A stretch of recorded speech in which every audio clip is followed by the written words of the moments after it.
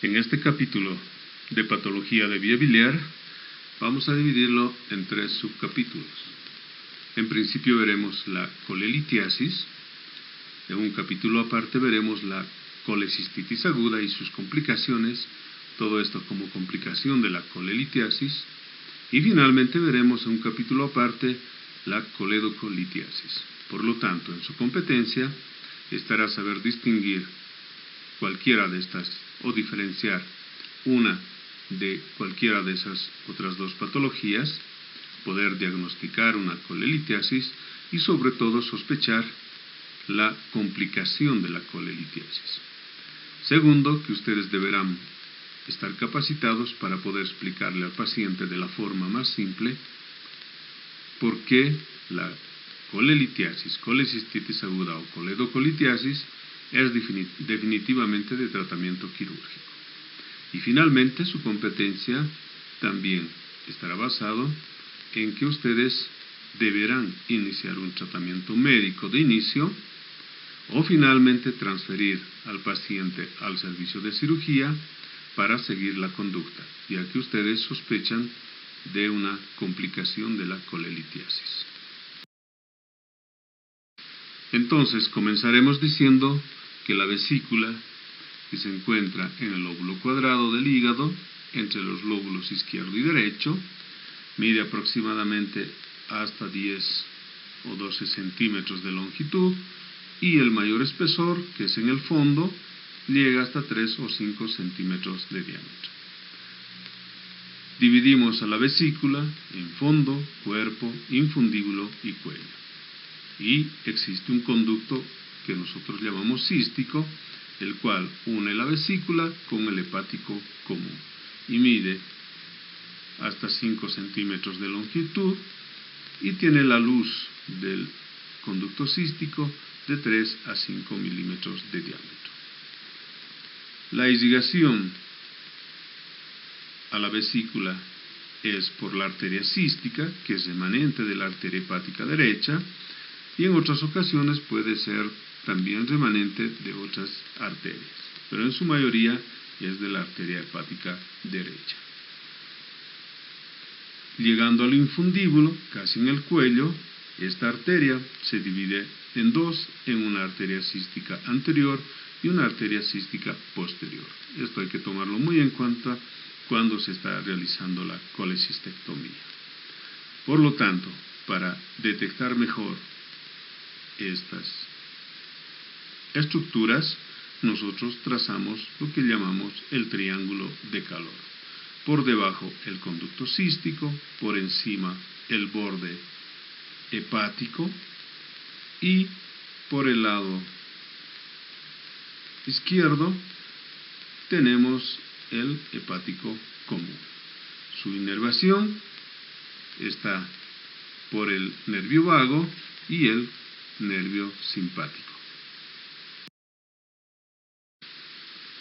En la fisiología de la vesícula biliar podemos indicar que la vesícula simplemente es un reservorio para la bilis y la descarga de la bilis al duodeno va a depender específicamente de los episodios interdigestivos y va a depender de la calidad de la alimentación, de la cantidad de la alimentación y todo esto por la acción de la colecistoquinina y la motilina y por supuesto un mecanismo neurogénico.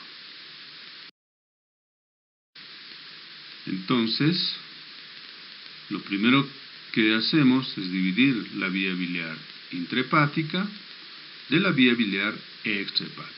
La vía biliar extrahepática, la que nos interesa en cirugía, sobre todo, está formada por el hepático derecho, el conducto hepático izquierdo, los dos forman el conducto hepático común, a este se le une el conducto cístico y de ahí hacia el duodeno forman lo que nosotros llamamos el colédoco, que a través de la ampolla de Vater evacúa la bilis a la segunda porción del duodeno.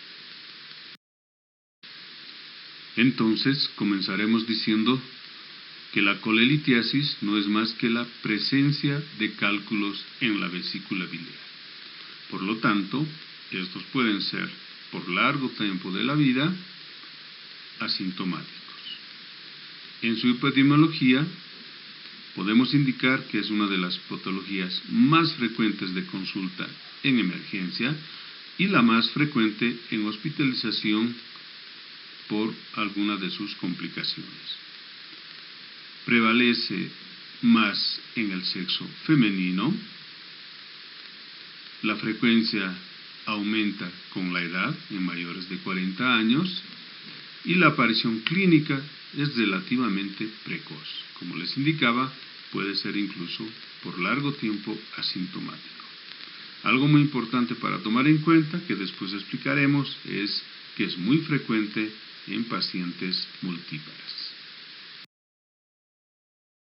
Y como podemos observar, una gran cantidad de la población mundial tiene colelitiasis, aproximadamente o incluso más del 20% de la población mundial. Esto está relacionado con los factores ambientales, la dieta y el sedentarismo. Y algo muy importante, como habíamos indicado, que el sexo femenino sufre más en relación al sexo masculino, también por uno de los factores que es el embarazo y la obesidad, que favorecen en la formación de cálculos en la vesícula biliar. Entonces, la litiasis biliar también es considerada como una enfermedad metabólica, precisamente porque va a existir una disociación en la composición de la bilis. Como sabemos muy bien, la bilis, que está compuesta por lípidos, colesterol, sales biliares, fosfolípidos, bilirrubinas, proteínas, electrolitos, y uno de sus indispensables componentes, que es el colesterol, el cual se disuelve o es trasladado con las sales biliares y fosfolípidos. Este punto es muy importante a tomar en cuenta para poder entender la formación de cálculos en la vesícula biliar. Entonces, el mecanismo de formación de cálculos estará basado específicamente en la sobresaturación de colesterol en la bilis, que puede suceder más frecuentemente en pacientes de avanzada edad, pacientes obesos, en el sexo femenino los estrógenos, factores ambientales, la dieta, el sedentarismo. O puede ser el defecto en la secreción de sales biliares, o finalmente puede ser un trastorno mixto. Y como ya les había indicado, esta disociación en la composición de la bilis hace que también sea llamada como una patología metabólica. Entonces, al ser el colesterol un elemento hidrofóbico, requiere obligadamente de sustancias solubles para ser transportado. Y como habíamos mencionado, la bilis insaturada de colesterol o con colesterol bajo se transporta fácilmente por fosfolípidos y las sales biliares. Sin embargo, puede suceder que la bilis está sobresaturada. Sin embargo, en personas normales puede ser que no formen cálculos, lo que nos indica que aparte existen otros factores que promueven la nucleación acelerada de los cristales para llegar a formar un vaso biliar y posteriormente cálculos. Uno de estos factores importantes es la mucina vesicular, que promueve la nucleación y cristalización del colesterol, atrapa los microcristales junto con el calcio, de inicio forma vaso biliar y posteriormente cálculos. La sobresaturación y cristalización del colesterol requiere de un tiempo de éstasis. De lo contrario, esta bilis sobresaturada con colesterol es expulsado fácilmente y por supuesto no forman cálculos. Entonces, aquí juega un rol también importante la disfunción motora de la vesícula, específicamente la hipomotilidad. siendo este uno de los defectos básicos para la formación de los cálculos. Entre otros factores tenemos las hormonas, la disfunción del esfínter de Oddi, etcétera, etcétera.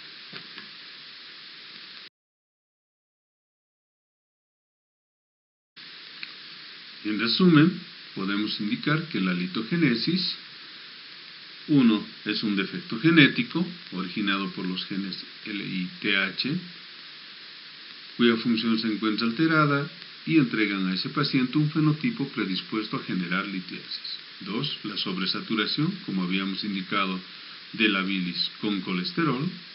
3. El defecto de nucleación provocado por la presencia de sustancias proteicas, la mucina, entre otros, que promueven la nucleación de los cristales de colesterol. 4. La éstasis o la hipomotilidad vesicular, que ofrece condiciones para la formación de cálculos. Y finalmente, 5. La fuente de lípidos o defecto metabólico, ocasionado por factores ambientales y la conducta como la dieta. Dependiendo de la composición química, nosotros clasificamos en cálculos de colesterol, que son hasta un 80% de los pacientes, y las características son que es de color amarillo y a la prensión son de fácil destrucción, o sea, se deshacen fácilmente.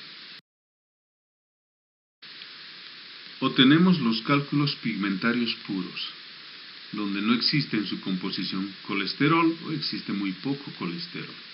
Las características de estos cálculos, que son oscuros, a la compresión son muy compactos, a diferencia de los cálculos de colesterol, estos no se destruyen fácilmente.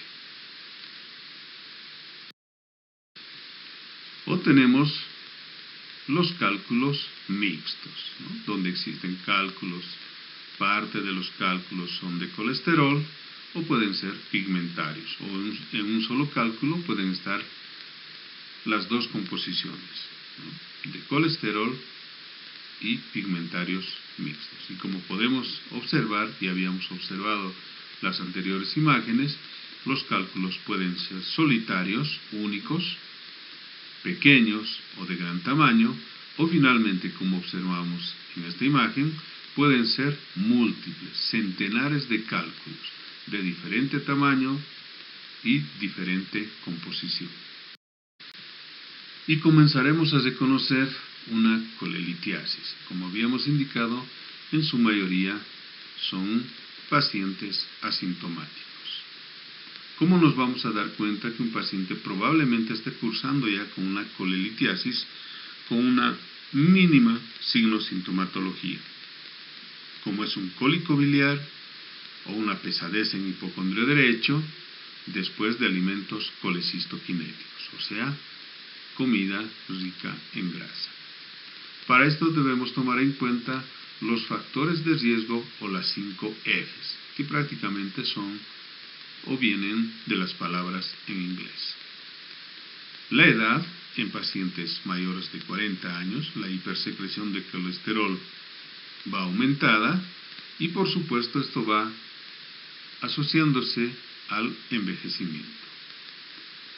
El sexo femenino, female, el incremento de saturación biliar como efecto de los estrógenos sobre el metabolismo hepático del colesterol. El embarazo o fértil, aquí juega un rol muy importante en uno de los factores de formación de cálculo, que a medida que va creciendo el producto, aumenta el tamaño del útero y lo que hace es comprimir la vesícula. Por lo tanto, disminuye la motilidad de la vesícula y además, en el embarazo, aumenta la secreción hepática de colesterol. La obesidad, fat, aumenta la secreción biliar de colesterol y sobre todo cuando estos pacientes tienden a perder rápidamente de peso. Y el factor genético que habíamos indicado. Como pueden observar, cualquiera de estos 5 factores, si los relacionamos con la formación de cálculo, fácilmente podemos explicar la fisiopatología de la formación de cálculos en la vesícula biliar.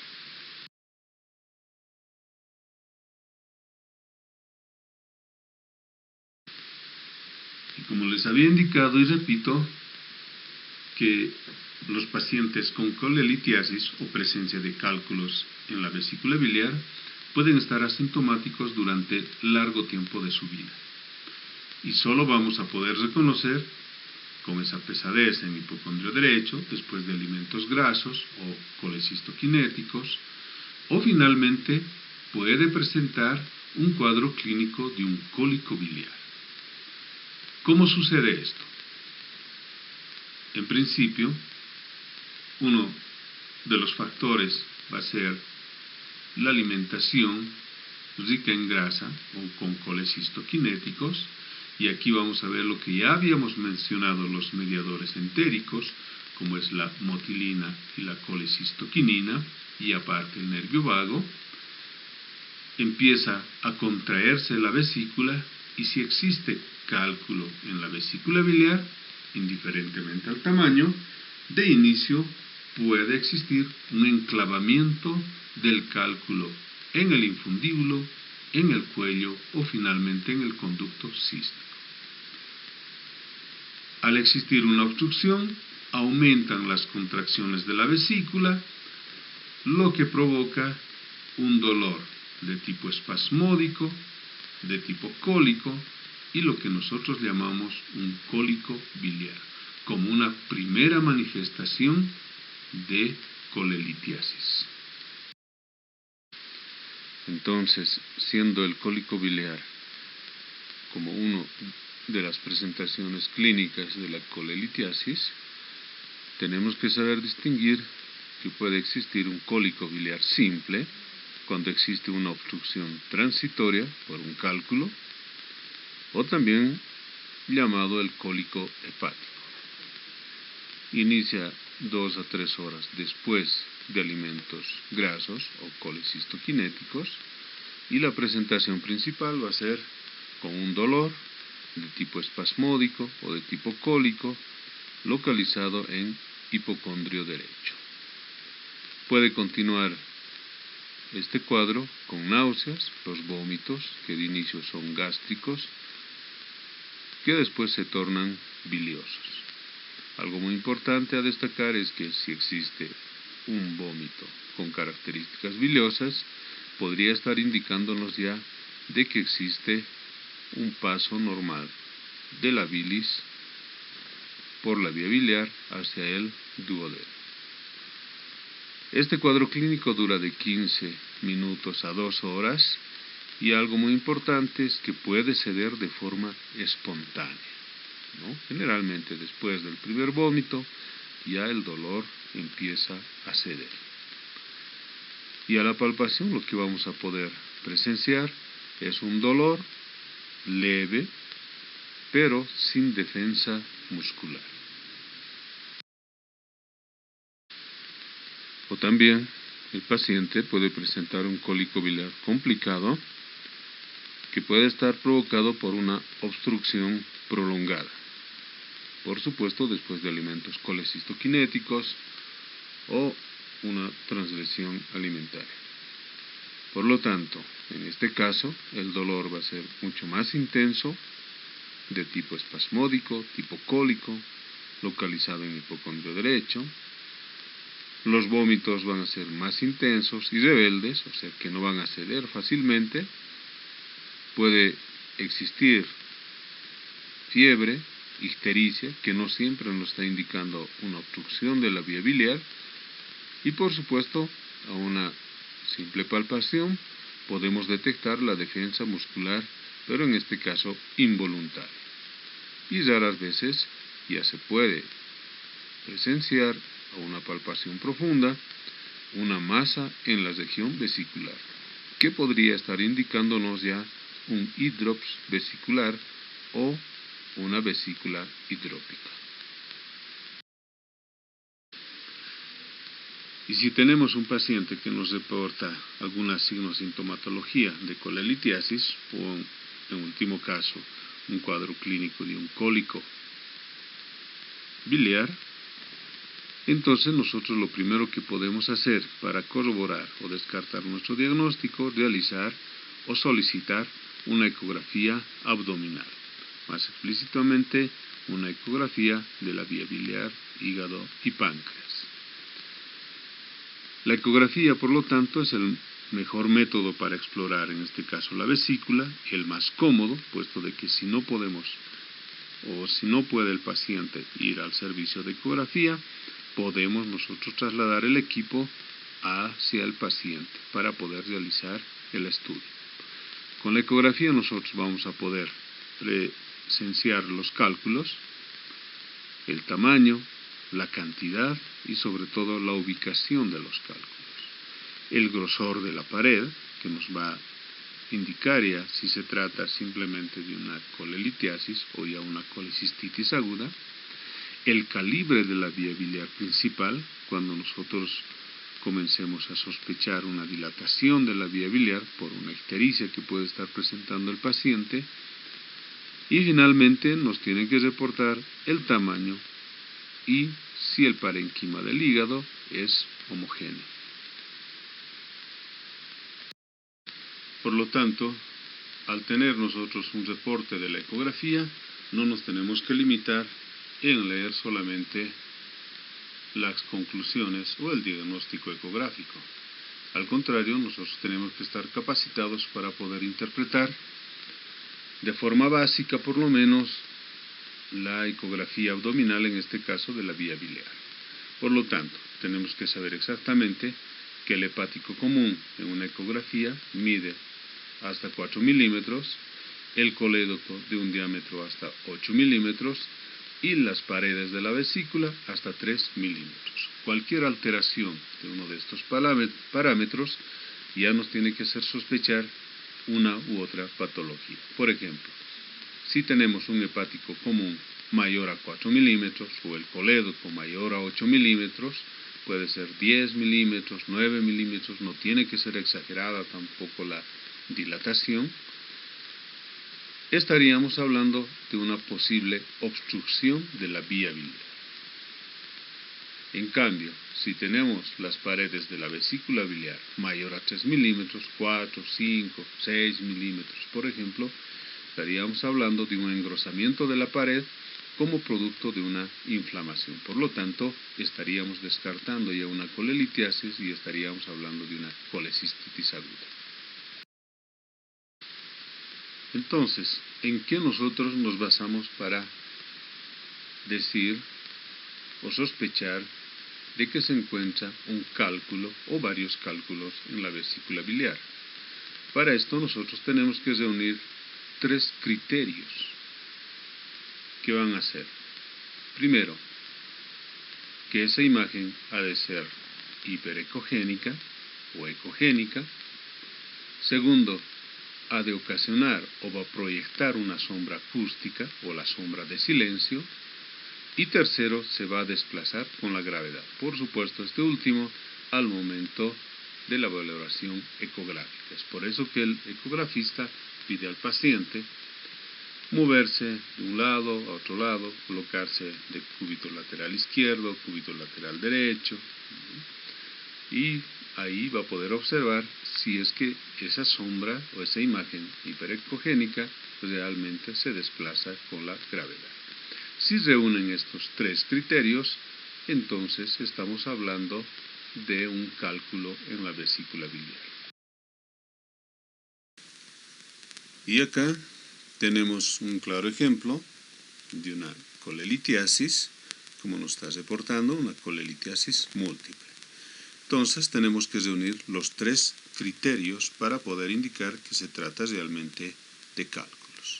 Para esto tenemos que ver primero qué es una sombra ecogénica; segundo, que proyecta esa sombra acústica; y seguramente al momento de evaluar ecográficamente al paciente, esta sombra ecogénica o esta imagen ecogénica se desplaza con la gravedad. ¿Qué es lo que observamos también? La pared de la vesícula ecogénica, sin engrosamiento, y el contenido homogéneo. Por lo tanto, estamos hablando, o podemos presumir, de que se trata de una colelitiasis. O como podemos observar en esta otra imagen o estudio por laparoscopía, podemos observar fácilmente las sombras ecogénicas, las sombras de silencio que emiten cada una de ellas, y seguramente con la gravedad estos se desplazan o se mueven de un lado a otro. El contenido de la vesícula homogéneo y la pared de la vesícula totalmente delgada, también ecogénica. Diagnóstico: colelitiasis.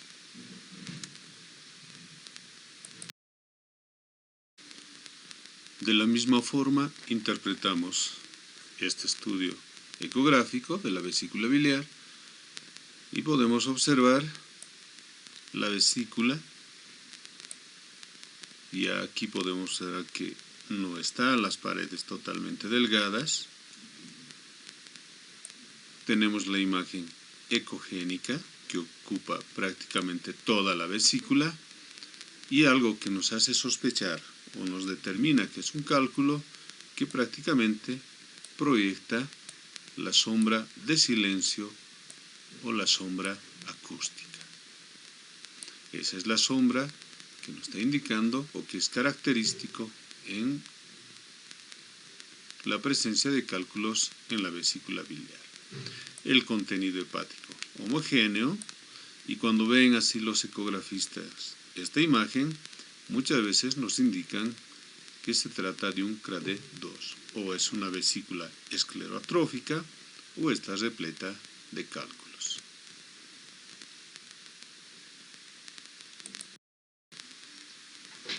Sin embargo, si vemos detenidamente esta imagen, ya no se trata de una colelitiasis, sino al contrario de una colecistitis aguda.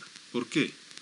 Porque vamos a ver la pared engrosada de la vesícula biliar, se proyectan varias líneas, lo que nos está indicando que la pared de la vesícula biliar está con doble halo, y podemos ver más detenidamente que existen zonas oscuras, que nos está indicando líquido en la pared de la vesícula. Esta ya es una pericolecistitis. El contenido homogéneo, y lo que nos interesa también ver la imagen ecogénica que proyecta la sombra acústica o la sombra de silencio. Además, el ecografista nos está reportando que existe un cálculo impactado en el cuello, que quiere decir que no se desplaza al movimiento del paciente, ¿no? Si nosotros pedimos al paciente girar a la izquierda, a la derecha, etc., no se va a desplazar la imagen. Es por eso que nos está reportando una impactación en el cuello de la vesícula.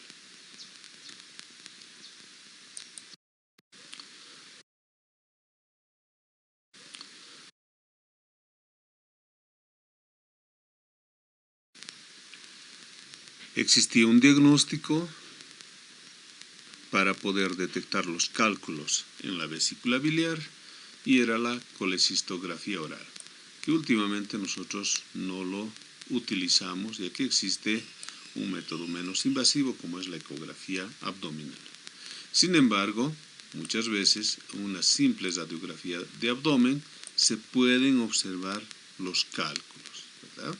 Tenemos estas imágenes que nos están indicando que podrían tratarse de cálculos en la vesícula biliar.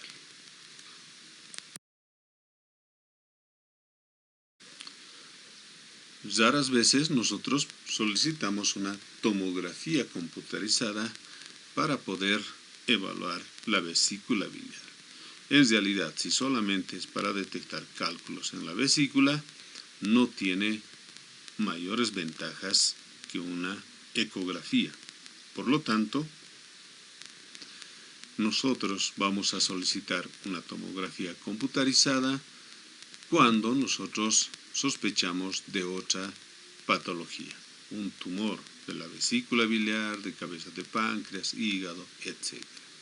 Sin embargo, se puede solicitar y por lo tanto podemos descartar simplemente una litiasis vesicular. Como podemos observar en esta tomografía, vemos la vesícula biliar, sombras ecogénicas, o como en esta otra imagen tenemos la pared de la vesícula totalmente delgada, el contenido homogéneo, sin presencia de cálculos en su interior. Existe otro estudio mucho más exacto para poder observar todo lo que es la vía biliar. Sin embargo, este estudio, que es la colangioresonancia magnética, no lo utilizamos simplemente para detectar cálculos en la vesícula biliar. Lo utilizamos para poder definir qué otras patologías pueden estar interfiriendo en la vía biliar, como tumores de la vesícula, de la vía biliar, de hígado, de páncreas, etc. Pero como pueden observar, este estudio nos mapea exactamente todo lo que es la vía biliar intrahepática, la vía biliar extrahepática, el hepático derecho, el hepático izquierdo, forman el hepático común, se une el conducto cístico y tenemos el colédoco vaciando el contraste hacia el duodeno. Como pueden observar, nos da una excelente imagen de todo lo que es la vía biliar.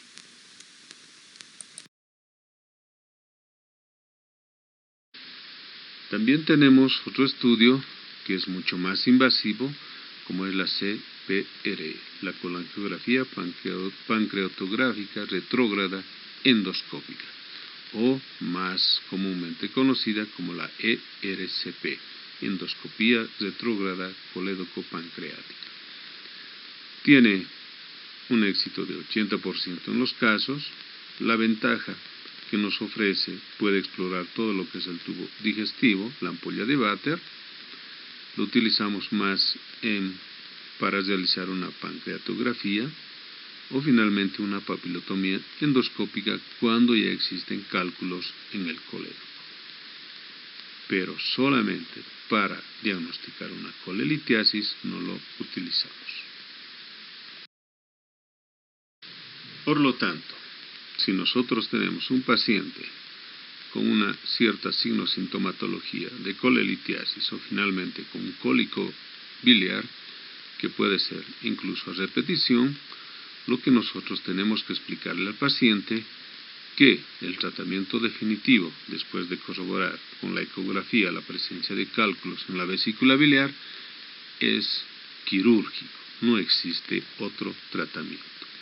Sin embargo, muchos de los pacientes o por otras causas como patologías concomitantes que puede tener el paciente, puede existir el rechazo al tratamiento quirúrgico. Entonces, ¿cuáles van a ser nuestras medidas? Primero, indicarle al paciente las medidas dietéticas, en este caso, recomendarle al paciente excluir los alimentos grasos o colecistoquinéticos y dependiendo del criterio médico, si el dolor es leve o prácticamente el paciente está asintomático, se le puede indicar por ese día un ayuno absoluto o una dieta hídrica, o sea, mates por el resto del día.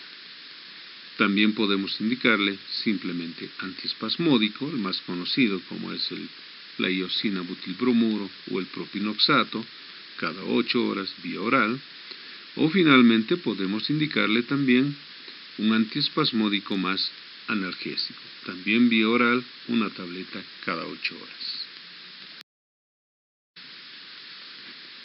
Sin embargo, si existe un rechazo al tratamiento quirúrgico, pero tenemos un cuadro clínico de un cólico biliar prolongado, entonces podemos indicar al paciente por ese día también un ayuno absoluto, una dieta hídrica, los mates, y en este caso ya indicamos antiespasmódico más analgésico, que existen bastantes combinaciones, por vía endovenosa. Y sometemos al paciente a una observación o lo que nosotros llamamos a una expectación quirúrgica. ¿Por qué?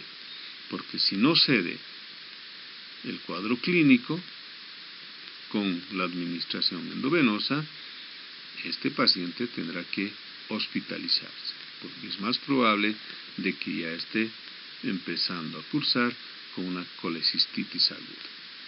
Pero como pueden observar, nosotros observamos primero al paciente, porque si no, el resto de las camas del hospital, o no bastarían las camas del hospital para hospitalizar a todo paciente que presenta un cólico biliar prolongado. Recuerden que es una de las patologías abdominales con mayor frecuencia de consulta en la emergencia. Existen otros tratamientos que no son quirúrgicos para resolver la colelitiasis, como es la disolución con drogas, disolución por contacto, la litotripsia por ondas de choque o un tratamiento endoscópico. Sin embargo, ninguno de estos tratamientos es usado con frecuencia, es más, casi no se usa y no se recomienda, como por ejemplo la litotripsia por ondas de choque. Estos cálculos pueden impactar en la ampolla de Vater y provocar una ictericia obstructiva y en el peor de los casos una pancreatitis aguda. Por lo tanto, debemos recordar que a mayor episodios de inflamación de la vesícula, mayor el riesgo de neoplasia. Por lo tanto, una de las complicaciones de la colelitiasis seguida de una colecistitis aguda es el cáncer de vesícula. Independientemente de la forma clínica que nos presenta una colelitiasis, repito, el tratamiento definitivo es quirúrgico. Puede ser que el paciente esté cursando con una colelitiasis, pero es asintomática. Si es del sexo femenino, se hace sintomática en un plazo muy corto en el transcurso de la vida, y en los varones existe con mayor frecuencia las complicaciones, y muchas de ellas graves. Por lo tanto, aunque no existe un consenso universal, parece recomendable un tratamiento quirúrgico a la brevedad posible, precisamente por la posibilidad de desarrollar un cáncer vesicular.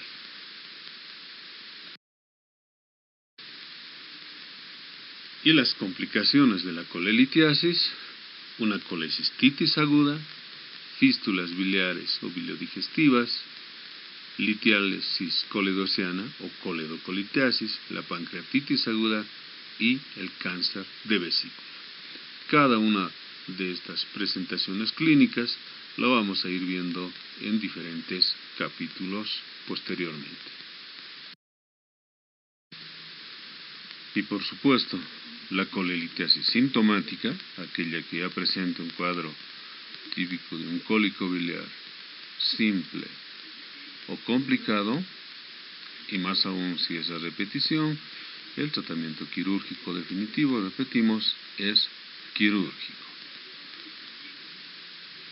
Y el tratamiento puede ser por diferentes técnicas: una colecistectomía, que significa extirpar la vesícula, que puede ser convencional o la clásica, por la laparoscopía, la cirugía acroscópica, cirugía Notes, etcétera, etcétera. Y en el diagnóstico diferencial es importante considerar diferentes patologías. Por supuesto, la primera, una colecistitis aguda, que lo vamos a diferenciar con el cuadro clínico y con ayuda de la ecografía, una colangitis aguda, como patología ya de colédoco, pancreatitis aguda, en este caso el dolor, por ejemplo, va a irradiar a todo lo que es la región lumbar, lo que llamamos el dolor en cinturón, cáncer de vesícula, una úlcera péptica, con ese dolor urente típico en epigastrio, una neumonía basal derecha, puede imitar también una colelitiasis, y algo muy importante es el cólico renoureteral. Sin embargo, tenemos que tomar en cuenta que el dolor en el cólico renoureteral irradia a la parte interna del muslo derecho, a los genitales. Está la apendicitis aguda, que puede ser confundida con un cólico biliar de inicio, y el infarto agudo de miocardio, entre otras patologías. Por ejemplo, el infarto agudo de miocardio presenta un dolor en epigastrio, puede ser confundido con una colecistitis. Sin embargo, lo característico es que este dolor irradia al hombro izquierdo. Cada una de las patologías que vamos a considerar para poder diferenciar el cuadro clínico de una colelitiasis, por supuesto que lo vamos a ver en otros capítulos. En estas imágenes vamos a poder observar las diferentes técnicas quirúrgicas para la colecistectomía o la extirpación de la vesícula. Tenemos la cirugía clásica o abierta, donde tenemos incisiones, una mediana supraumbilical, una mediana paraumbilical, una incisión oblicua o de Kocher, o finalmente el gold estándar de la cirugía de la colecistectomía es la colecistectomía laparoscópica o la cirugía mínimamente invasiva, donde utilizamos incisiones de hasta 1 centímetro, el puerto umbilical, el puerto epigástrico, y tenemos las incisiones de 5 milímetros, el puerto de la línea medioclavicular y la axilar anterior.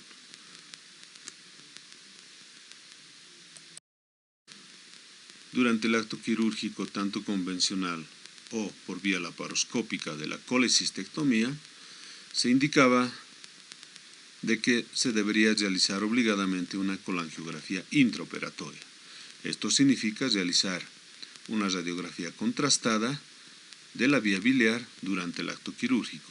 Sin embargo, los últimos métodos de diagnóstico y de laboratorio han hecho de que el cirujano, dependiendo de la experiencia, pueda determinar si es necesario realizar la colangiografía intraoperatoria.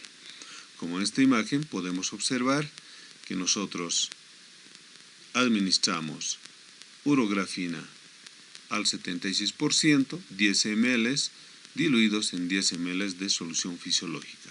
Administramos por un catéter que insertamos por el conducto cístico y fácilmente podemos observar cómo se dibuja la vía biliar, el hepático izquierdo, derecho, hepático común, colédoco, donde el contraste fácilmente se evacúa hacia el duodeno y no tenemos ninguna imagen que nos pueda hacer presumir de que existe un cálculo u otro tipo de obstrucción.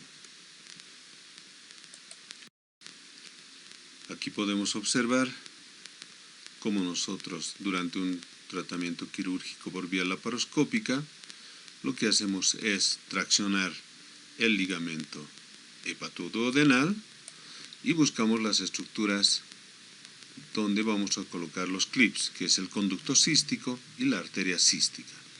Y para esto nosotros buscamos, y debemos recordar, cómo está conformado el triángulo de Calot: el conducto cístico, el hepático común y el borde del hígado. En esta otra imagen podemos observar que una vez detectado lo que es el conducto cístico, podemos fácilmente divulsionar con la pinza. Luego de individualizar, podemos realizar el clipaje correspondiente. Una vez individualizado el conducto cístico, se realiza el clipaje tanto del conducto cístico como de la arteria cística, y después la resección para continuar con la colecistectomía. Y es así como nosotros observamos el lecho vesicular ya terminada o concluida la colecistectomía.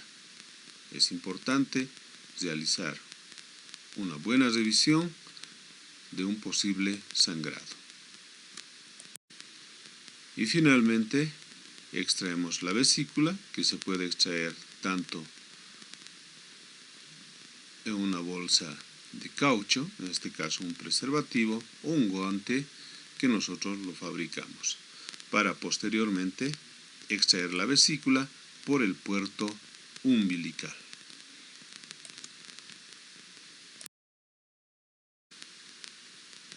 En el caso de que durante una colangiografía intraoperatoria se detecte un cálculo, se realiza la colédocotomía, una incisión en el colédoco, la evacuación de los posibles cálculos y se inserta la sonda Kerr o la sonda en T. Luego se realiza una revisión de lo que es el colédoco, también repitiendo la colangiografía, y como podemos observar hay buen paso del contraste hacia el duodeno.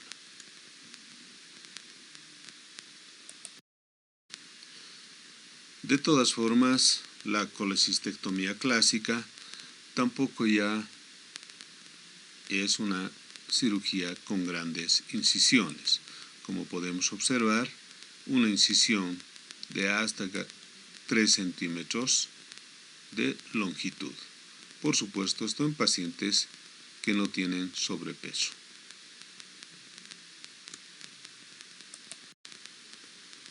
Comparando la cicatriz de una cirugía laparoscópica, donde prácticamente las incisiones son mínimas, casi imperceptibles.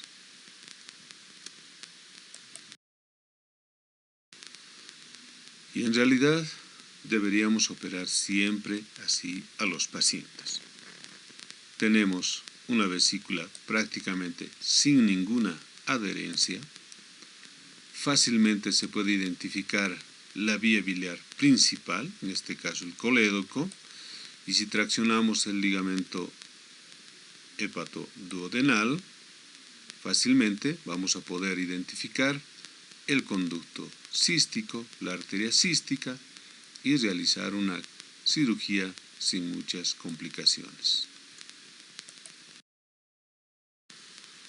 También existe la colecistectomía laparoscópica por un solo puerto. Sin embargo, para utilizar este dispositivo se requiere mayores recursos. Las pinzas también son de diferente composición o forma en este caso. Sin embargo, no tiene mayor incidencia en lo que respecta a la cirugía laparoscópica. Simplemente va a ser la incisión.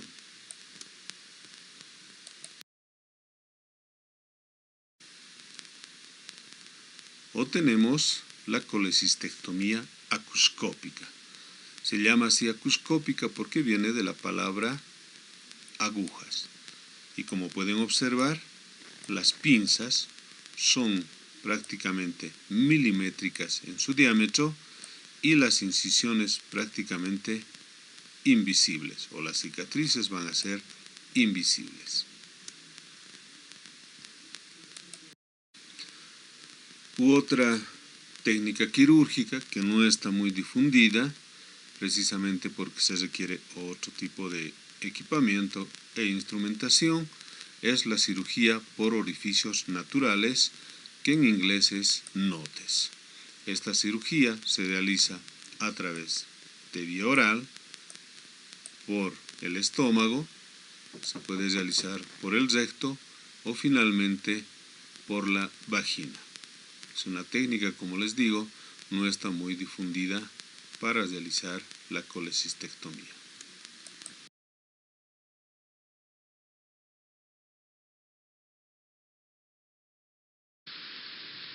Entonces espero que hayamos entendido y comprendido la patología de colelitiasis, su presentación clínica, su forma de diagnóstico, el diagnóstico diferencial y finalmente el tratamiento. Entonces, tenemos un cuadro clínico de paciente de 48 años de edad, sexo femenino, que presenta un dolor de tipo cólico o tipo espasmódico en epicondrio derecho después de ingesta de alimentos colecistoquinéticos. La pregunta: ¿cuál es el diagnóstico presuntivo? ¿Qué diagnóstico diferencial realizamos en la paciente? ¿Qué estudios complementarios solicitamos y cuál sería su tratamiento inicial? Para realizar nuestro diagnóstico presuntivo debemos tomar en cuenta y debemos recordar los factores de riesgo o las 5 Fs. Y en esta paciente tenemos sexo femenino, mayor de 40 años y probablemente en edad fértil. Y el antecedente de dolor en epicondrio derecho de tipo espasmódico, tipo cólico, que sucede después de los alimentos colecistoquinéticos o alimentos ricos en grasas. Por lo tanto, el diagnóstico diferencial debemos realizarlo con los órganos que se encuentran en el piso superior del abdomen, en todo el epigastrio, y más específicamente en el cuadrante del hipocondrio derecho. Y tenemos un cólico hepático, una duodenitis, una gastroduodenitis, una gastritis aguda, úlcera péptica, y no debemos olvidarnos de descartar un infarto de miocardio agudo. El diagnóstico lo vamos a corroborar solicitando el estudio complementario, que es el más accesible, una ecografía abdominal o de vías biliares. Y el tratamiento inicial en esta paciente, una dieta. Por el momento habíamos indicado una dieta hídrica. Si es necesario, dependiendo del cuadro clínico, una medicación vía oral o endovenosa. Y finalmente, recomendar al paciente que el tratamiento definitivo es quirúrgico. Tenemos otro paciente de sexo masculino, 50 años de edad, con sobrepeso y además en los antecedentes de que los papás han sido sometidos a un acto quirúrgico para la extirpación de la vesícula o una colecistectomía. Presenta dolor de tipo espasmódico o de tipo cólico en epicondrio derecho después de la ingesta de alimentos colecistoquinéticos. Se automedica antiespasmódico más analgésico, el dolor evidentemente cede. Sin embargo, el paciente vuelve a referir después de 5 horas el dolor de tipo espasmódico con la misma localización y además presenta náuseas y vómitos. ¿Cuál es el diagnóstico presuntivo? ¿Cuáles son las patologías diferenciales a descartar? ¿Qué estudios complementarios solicitamos? ¿Y cuál es el tratamiento inicial en este paciente? En este paciente de las 5 Fs tenemos el factor genético, mayor de 40 años de edad, y además el sobrepeso u obesidad, con el antecedente de dolor en epicondrio derecho, de tipo espasmódico, tipo cólico, que aparece después de alimentación rica en colecistoquinéticos. Además, nos refiere que se ha automedicado con antiespasmódico y analgésico bioral. Por lo tanto, nuestro diagnóstico presuntivo es un cólico biliar prolongado, porque ya el dolor hace una recidiva después de 5 horas del tratamiento. El diagnóstico diferencial con algunas patologías de los órganos que se encuentran en el epigastrio, específicamente en el epicondrio derecho. Solicitamos una ecografía, laboratorio. De inicio al paciente podemos indicar antiespasmódico con analgésico por vía endovenosa y sometemos al paciente en expectación. Si cede el cuadro clínico, el paciente es dado de alta con la recomendación de seguir la dieta, la medicación y posteriormente el tratamiento quirúrgico definitivo, que es una colecistectomía.